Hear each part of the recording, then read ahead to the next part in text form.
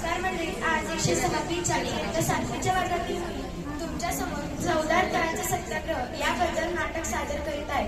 प्रसंग पहिला डॉक्टर बाबासाहेब आंबेडकर यांच्या कार्यालयात.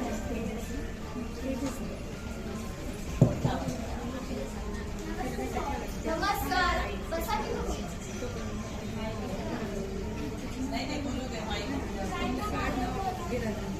अहो ना, असं बसू नका, इथं खुर्चीवर बसा. नाही व्यवस्थित ठीक आहे. अहो बसा इथं. बाबासाहेबांची कार्यक्रम करायचं की चालू. बरोबर बोलते. बोला, काय झालं? आमच्यातल्या एक व्यक्ती शिकून लय मोठा राजकारणी झाला. आमच्यासारख्या लोकांसाठी काय काय करतो मी त्या देवाला माझ्या बाबासाहेबांना विचारले. काय तुम्ही सहसा म्हणते, काय चाललंय? नमस्कार. हा बघा, तुमचे शिष्य तुम्हाला फारच लांबून भेटायला आला आहे. अहो, हे काय करताय तुम्ही? हेच तर मला संपायचं आहे. व्यक्तिपूजा, मूर्तिपूजा यामुळेच तर इतकी वर्ष गुलामगिरीत घालवली आपण. माणसाचा माणूस म्हणून कधी स्वीकार करणार? या बसा. अहो, आम्ही किती वेळेचं सांगतोय पण ऐकतच नाही. या बसा. हे घ्या पाणी. नाही झालं. तुम्ही वरच्या जागी जा आणि आम्ही खालच्या जागी. तुम्ही कसं तुमच्या वेळेला हातलं?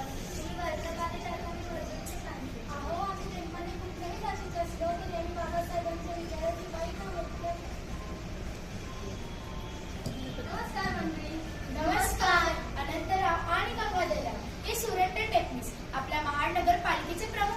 टेपनीसांचा एक लेख मला फार आवडला.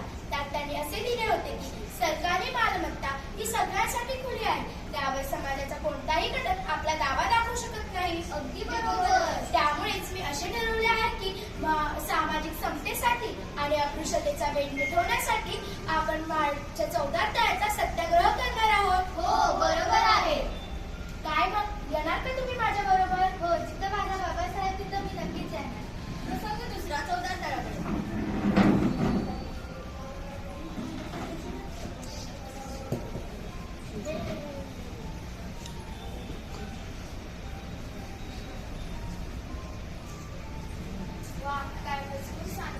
थांबवा आंबेडकर, हे तुम्ही योग्य करत नाही आहात. योग्य की अयोग्य हे ठरवण्याचा अधिकार देखील कोणा एकाला नसतो. तुम्ही आमचं पाणी काढवत आहात. तुमचं पाणी?